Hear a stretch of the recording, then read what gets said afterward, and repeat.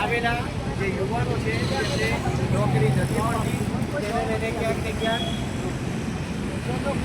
આજે વર્કરો છે ગઈકાલથી હડતાલ પર બેઠા છે અને હજુ સુધી આ કોઈ ન્યાય આપવા માટે અહીંયા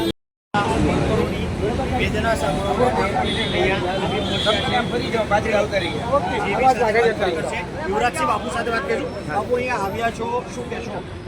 ખાસ કરીને ગુજરાત સ્ટેટ ઇલેક્ટ્રિકલ કોર્પોરેશન દ્વારા 2022માં એવા વચનો આપવામાં આવ્યા હતા કે જે જગ્યાઓ ખાલી છે એ જગ્યાઓ સત્વરે ભરવામાં આવશે એવું કહેવામાં આવ્યું કે 2 કે 3 મહિનામાં આ જગ્યાઓ ભરી દેવામાં આવશે. અને ત્યારે જે તે સમયે કહેવામાં આવ્યું 800 જગ્યાઓ ખાલી હતી. અત્યારે 2025 ચાલી રહ્યું છે અને જોવા જઈએ તો 1200 કરતાં વધારે જગ્યાઓ ખાલી છે.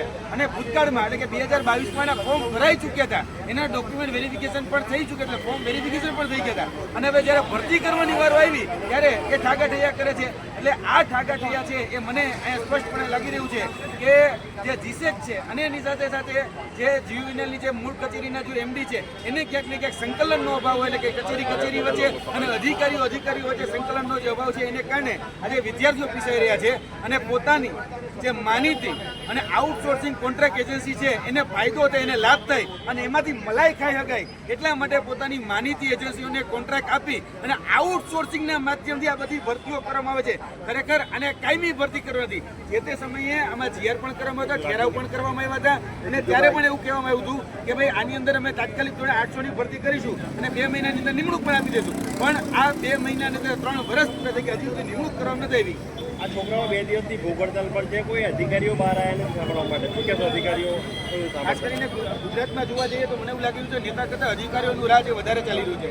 કારણ કે અધિકારીઓ છે પોતાને દાદા સમજી રહ્યા છે અને અધિકારીઓ એ ઘમંડમાં ફરી રહ્યા છે કે અમને કોઈ પ્રશ્ન પૂછવાવાળું, અમને કોઈ કહેવાળું અને તમે કેમ અમારે કરવાનું, એ પ્રકારના અધિકારીઓના વચનો વેણ અમને સાંભળવા મળે છે. ભલે ગુજરાતના કોઈ પણ ડિપાર્ટમેન્ટમાં જાઓ એ અધિકારી રાજ અમને જોવા મળી રહે. એ જ રીતે અત્યારે જ્યુવિનલને એમની માટે એમડી હજી સુધી આ વિદ્યાર્થીઓને મળવા સુદ્ધાનો પણ સમય આપ્યો નથી. આજે વિદ્યાર્થી આગેવાન તરીકે જ્યુવિનલને એમડીને મળી અને તાત્કાલિક ધોરણે આનું કોઈ યોગ્ય અને સુખદ નિરાકરણ આવે અને લેખિતમાં નિરાકરણ આવે એવી આશા સાથે આજે ગુજરાતના જ્યુવિનલને એમડીને મળવા માટે આવ્યા છીએ. અને જો પોતાની હઠાગ્રહી સ્વભાવ એનો કાયમ રાખશે તો પછી આવનાર દિવસોમાં એ ભોગવવા માટે એને પણ તૈયાર રહેવું પડશે. કારણ કે પછી અમે વિદ્યાર્થી આગેવાન તરીકે જે લોકો જે ભાષામાં સમજે છે એને પછી એની ભાષામાં જવાબ આપીશું. અહીંયા પછી જ્યુવિનલને એમડી આવશે અને એની ગાડીનો ઘેરાવો કરવો પડે, એની ગાડીનો ઘેરાવો કરીશું અને ઘરનો ઘેરાવો કરવો પડે તો એનો ઘરનો ઘેરાવો પણ કરવામાં આવશે. આંદોલન માટે તૈયાર છો અહીંયા? એ ચોક્કસપણે આવનાર દિવસોની અંદર જો અમારી માંગણી સ્વીકારવામાં નહીં આવે તો આંદોલન માટે અમે તૈયાર છીએ.